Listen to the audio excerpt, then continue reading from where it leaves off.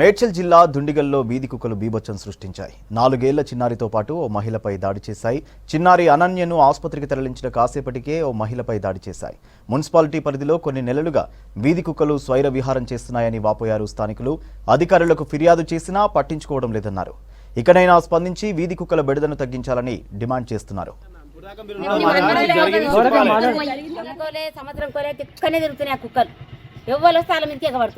అట్లా పట్టించుకుంటూనే లేరు.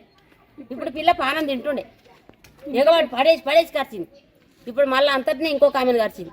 మళ్ళీ బియ్యం దగ్గర ఇంకో కామెను కరిచింది. ఇవాళ ఒక్కరోజే ముగ్గురిని కరిచింది. ఇంకా 2 ఎక్కడ పోయినాయి, ఒకదాన్ని చంపేసింది.